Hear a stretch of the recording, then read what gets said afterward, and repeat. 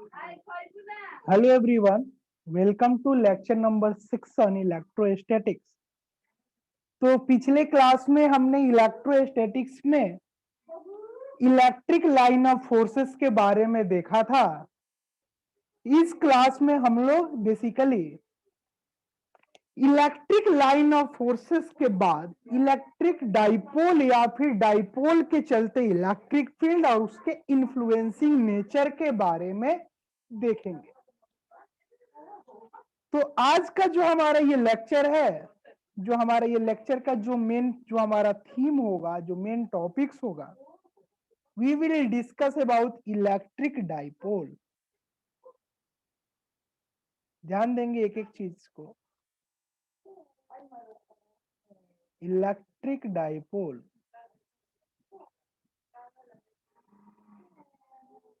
Electric dipole, ध्यान देंगे आराम से, कोई जल्दबाजी नहीं है। तो इलेक्ट्रिक डाइपोल थोड़ा समझिएगा इस चीज को, ध्यान दीजिएगा।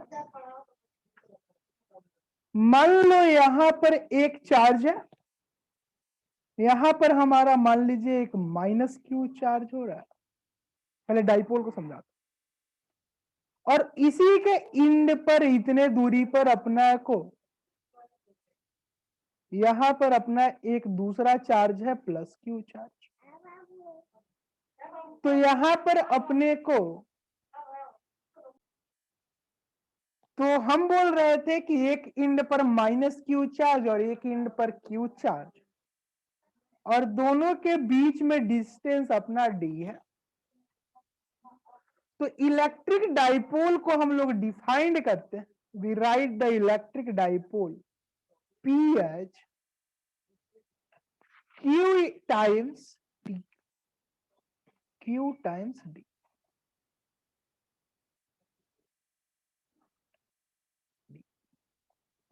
बहुत से बुक में इसी चीज को आपको ट्वेल्व डिस्टेंस के रूप में लिखा रहता है। बेसिकली ये प्लस क्यू माइनस क्यू, ये दो इंड पर कोई भी चार्ज बॉडी हो, अगर एक धागे से जोड़ दे तो ये क्या एक इलेक्ट्रिक डाइपोल होंगे? नहीं, याद। बेसिकली डाइपोल का मतलब है कि दो पोलैरिटी का इंड हो और उस पे पूरा का पूरा पोलराइजेबिलिटी हो, उसके चलते पूरे का पूरे फील्ड डिस्ट्रीब्यूशन। तो बेसिकली पूरे बॉडीज को हम लोग बेसिकली इलेक्ट्रिक डाइपोल या पूरे लेंथ को डाइपोल। तो basically we define the dipole as polarity charge times length of dipole. Basically we called the dipole as polarity charge times length of dipole. Basically we will see it is product of the polarity charge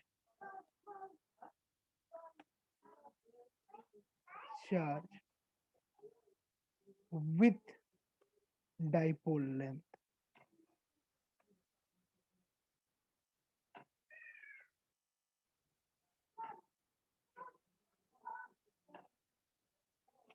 अब देखो, ये हमने बताया कि polarity of charge with dipole length, हमने इसी चीज को इलेक्ट्रिक डाइपोल लिखा।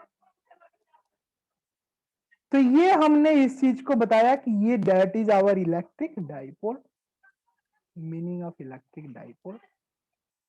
नेक्स्ट चीज हम लोगों को थोड़ा सा चीजों को देखना है। First point we will to see that is electric field due to dipole on its axial position, यानी कि इलेक्ट्रिक फील्ड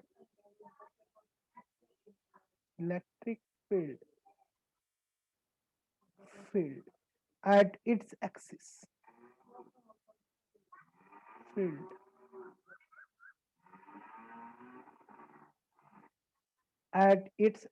थोड़ा ध्यान दीजिएगा।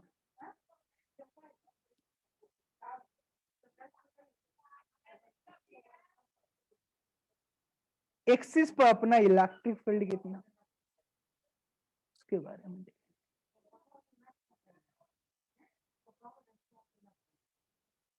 और ध्यान दीजिए,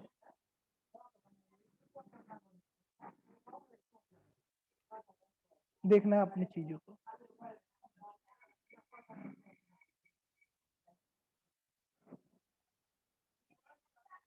मान लो यहां पर माइनस क्यू चार्ज है, यहां पर प्लस क्यू चार्ज है, इन दोनों के बीच का डिस्टेंस डी।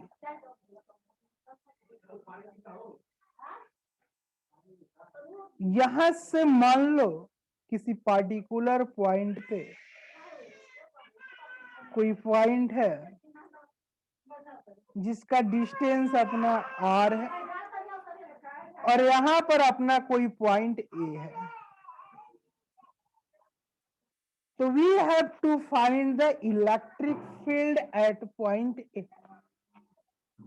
तो हम लोग जस्ट लाइक ए डाइपोल हम लोग चार्ज के चलते लेंगे, और यहां सुपरपोजिशन प्रिंसिपल का यूज करते हुए फील्ड को निकालेंगे। तो basically we will find the net field E net. तो वो दोनों के चलते अपने को निकलेगी, that will be simply comes out to be K Q upon R minus D by two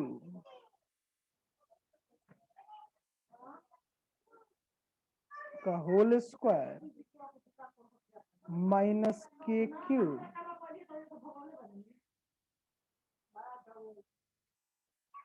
upon R plus D by two.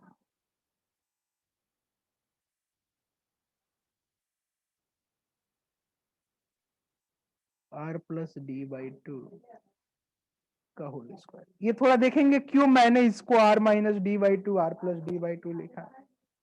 यहां से ये टोटल डिस्टेंस डी और ये डिस्टेंस यहां से आर, तो ये हाफ डिस्टेंस हुआ, तो ये डी माइनस टू, तो ये डिस्टेंस अपना बचेगा R minus D by two. यहां से ये डिस्टेंस आर और ये डी बाई टू, तो R plus D by two. तो हम लोगों ने ये पॉइंट की बात कर रहे हैं, दिखा रहे हैं, थोड़ा ध्यान दीजिएगा। के क्यू को बाहर निकाल दिया, और यहां से आर स्क्वायर इसका भी कॉमन ले लिया, आर को कॉमन निकाला, यहां से भी आर को बाहर निकाल दिया, तो ये वैल्यू बन जाएगा के क्यू बाई आर। तो ये वैल्यू बन के आएगी अपनी 1/1 माइनस डी अपॉन 2r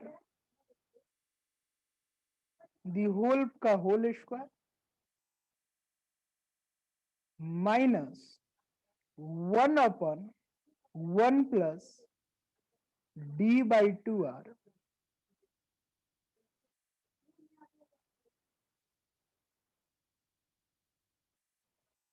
का होल स्क्वायर। एक हम लोगों को बाइनोमियल एक्सपेंशन में पढ़ा होगा एक चीज, अगर हम लोग 1 plus X to the power N का अगर अप्रोक्सीमेशन बाइनोमियल एक्सपेंशन करते हैं, तो ये वैल्यू होती है 1 प्लस एन एक्स के बराबर। मैंने इसी रिलेशन का यूज कर रहा हूं,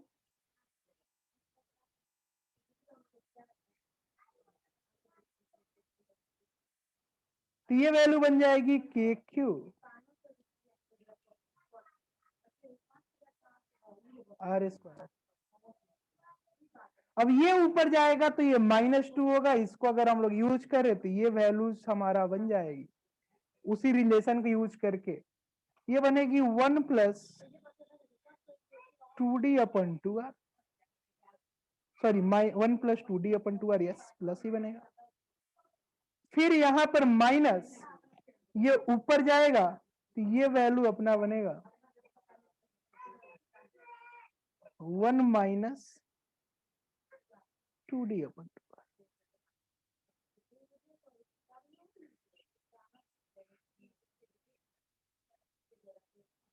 ये 2 से 2 cancel,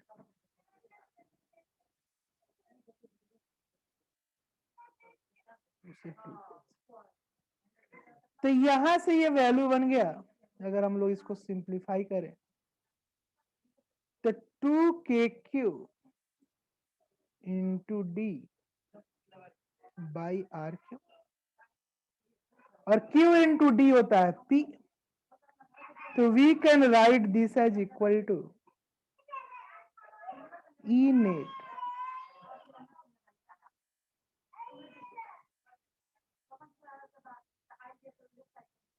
that is equal to 2 kp by RQ। ये P हमारा डाइपोल मोमेंट। तो ये मैंने एक सिंपल सा चीज बताया, how to find the electric field due to dipole on its axial position. Axial position पर अपना इलेक्ट्रिक फील्ड कैसे निकालेंगे, उस चीज को मैंने आपको यहां पर बताया।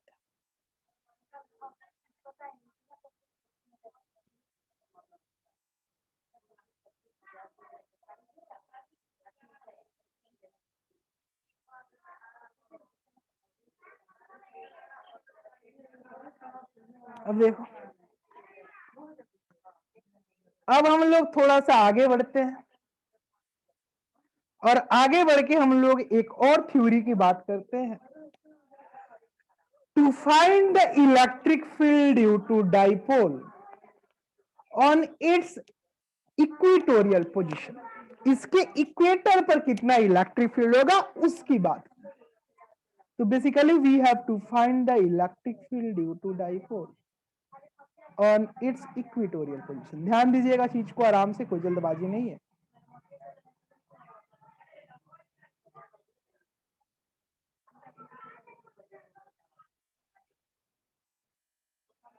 थोड़ा ध्यान देना।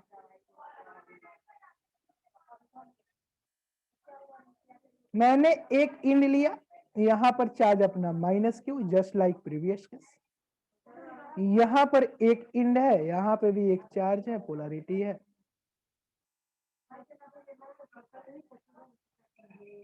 यहां पर ये प्लस क्यू, तो ये माइनस क्यू है, ये प्लस। हमको क्या चाहिए कि we have to find equatorial position distance at a distance r।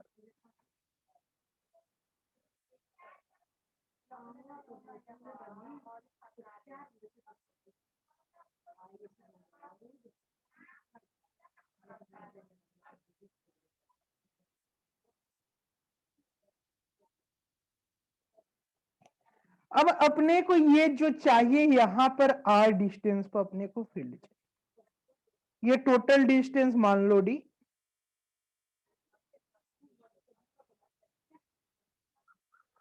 तो माइनस क्यू के चलते अपने को ये फील्ड की डायरेक्शन इधर की तरफ, और ये प्लस क्यू के चलते फील्ड की डायरेक्शन अपना इधर की तरफ। तो जो नेट फील्ड की डायरेक्शन होगी, थोड़ा ध्यान देंगे, ये y कंपोनेंट अपना कैंसिल हो जाएगा और we get our net field along this direction. Angle कैसे निकालोगे उसके बारे में थोड़ा बात कर ले। ये बेसिकली डायरेक्शन होगा, फील्ड का पोजीशन होगा। थोड़ा सा गड़बड़ हो रहा है लग रहा है।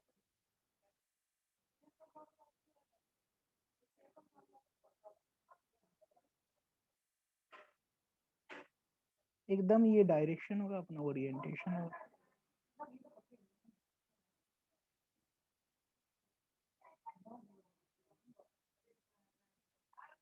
तो इसको भी ड्रॉ भी उसी तरह से कर देता हूँ, 1 मिनट रुकिएगा।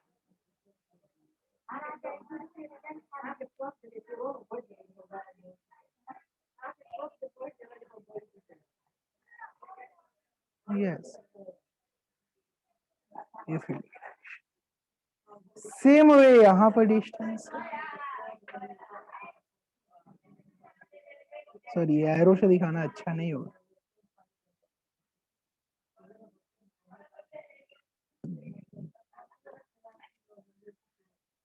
ध्यान दें, तो ये डिस्टेंस r, ये डिस्टेंस d/2,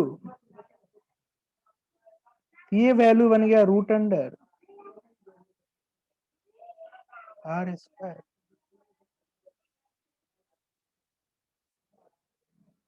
प्लस d/2 का होल। तो अपना जो टोटल जो नेट फील्ड निकाल रहे हो, तो ये ए नेट जो निकलेगा, ई नेट, थोड़ा ध्यान देना। अगर ये एंगल थीटा, तो यहां भी नेट है एंगल थीटा। तो ई नेट जो निकलेगा that will be sum of all, और ये सिमेट्रिकल है तो ये भी angle theta, that will be simply 2e cos theta.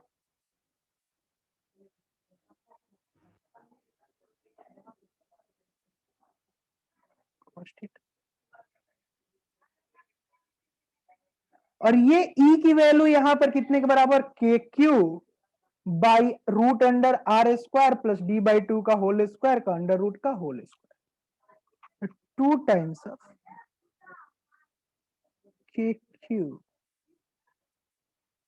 Upon R square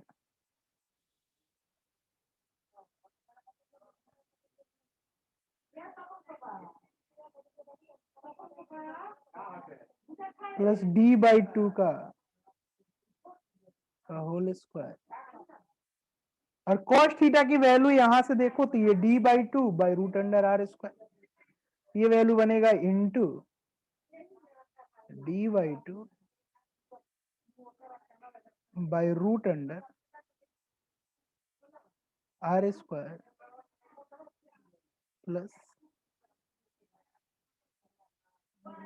D by 2 का होल स्क्वायर। ये 2 से 2 कैंसिल, और Q इंटू डी होता है P, ये वैल्यू बनेगी के पी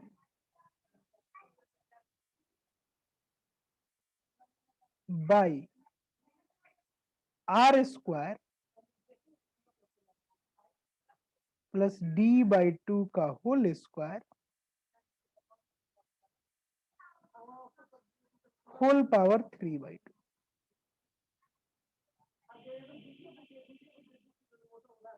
अब मैं क्या कर रहा हूं, एक अप्रोक्सीमेशन यूज कर रहा हूं, when R is much much greater than D by 2। अगर ये रिलेशन अगर हमारी सेटिस्फाइड हो रही है, तो ये रिलेशन के यूज करने के बाद अपना जो नेट फील्ड बनेगी, E net along its equatorial position, that will be simply equal to kp by rq, that is our net electric field। ये हमारा किस केस में है, तो this is the case of along equatorial position, along equatorial position, equatorial position, ION। ये जो पिछला वाला था वो एक किसके अलग था, this is nothing but electric field at its axis, या फिर एक्सियल पोजीशन डायरेक्ट कर लो, along एक्सियल पोजीशन, इसी चीज को लिख सकते हैं along एक्सियल पोजीशन।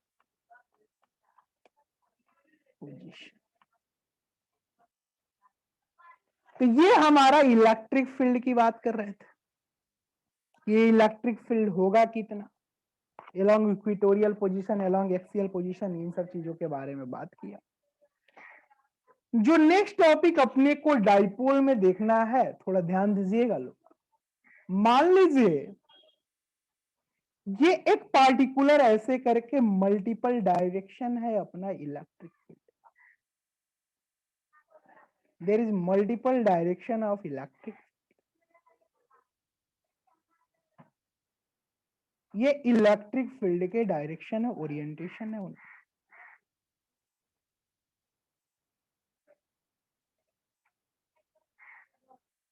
अब देखो, तो ये अपना इलेक्ट्रिक फील्ड की ओरिएंटेशन है, और इस इलेक्ट्रिक फील्ड की ओरिएंटेशन में ऐसे ही अपने को एक इंड पे यहां कोई अपना ऐसे डाइपोल प्लेस्ड है, तो एक डाइपोल प्लेस्ड है, तो डाइपोल के एक इंड पे अपने को प्लस क्यू चार्ज,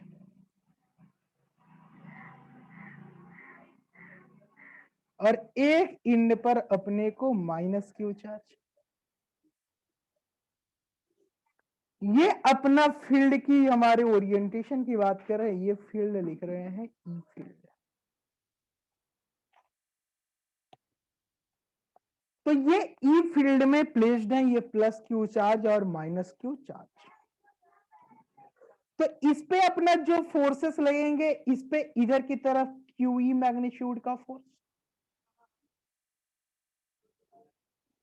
और इस पे इधर की तरफ अपना क्यूई मैग्नीट्यूड का force.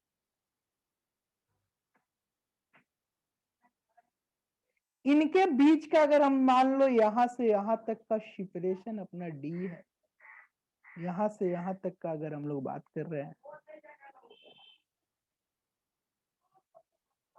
Writing our separation as D.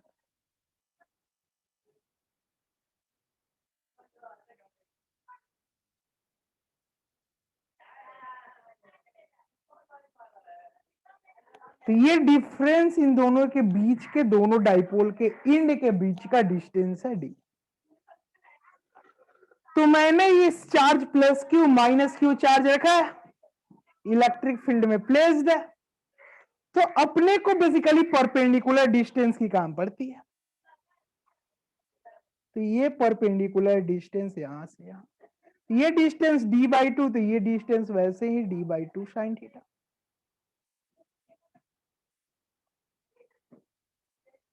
मैं क्यों ये कर रहा हूं मैं बताऊंगा आपको। और यहां पर ये भी परपेंडिकुलर डिस्टेंस इधर से भी d/2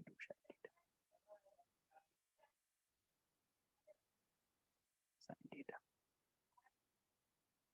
where theta is angle between this field and dipole।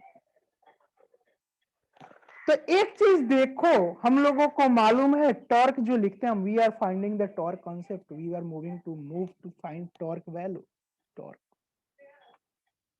Due to dipole.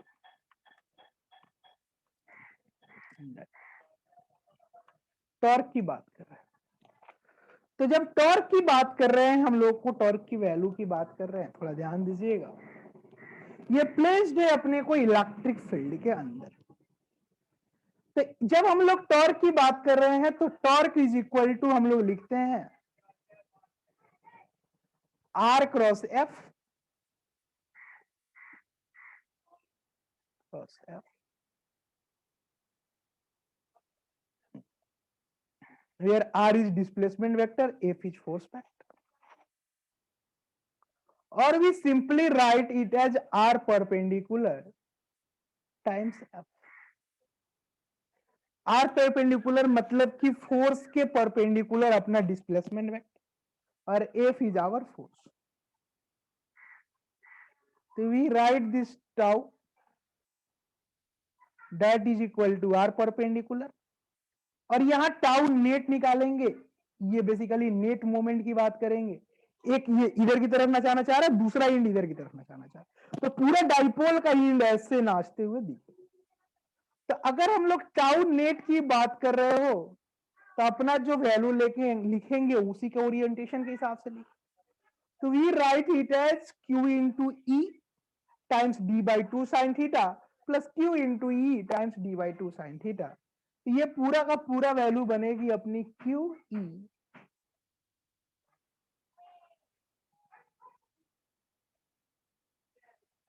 D sine theta into sine theta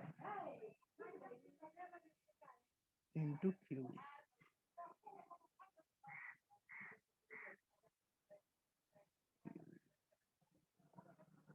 और यहां पर देखो हम लोगों को Q into D sine theta into E लिख रहे हैं, क्यू इंटू डी होता है पी। तो यहां से अपने को टाउ नेट की वैल्यू निकलेगी, we get tau net that is equal to P cross E, that is net torque which we are finding due to dipole।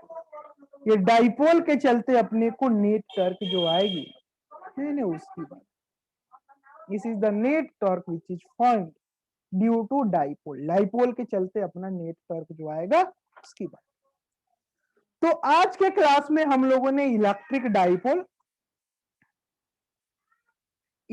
Dipole में हम लोगों ने क्या होता है इलेक्ट्रिक डाइपोल, उसके डिफिनीशन, फिर डिफिनीशन के बाद हमने electric at its electric field along axial position, फिर electric field along equatorial position, और लास्ट में हम लोगों ने इसके चलते टॉर्क कॉन्सेप्ट पढ़ा। तो ये फील्ड के चलते बातें हुई। अगले क्लास में हम लोग गॉस लॉ, बेसिकली पहले हम लोग flux density followed by Gauss law की तरफ हम लोग अग्रसर होंगे। इसमें थोड़ा 2-3 क्लासेस लगेंगी इसमें गॉस लॉ के डिफरेंट डिफरेंट केसेस को पढ़ने में। फिर हम लोग वहां से आगे बढ़ेंगे, गॉस लॉ के बाद 2-3 क्लासेस के बाद 2-3 लेक्चर उसमें चलेंगे हमारे। ये हमारा लेक्चर 6 चल रहा है।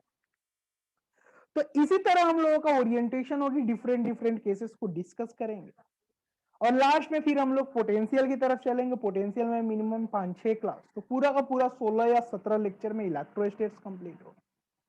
फिर हम लोग कैपेसिटर में 5 से 6 लेक्चर में कैपेसिटर कंप्लीट करेंगे।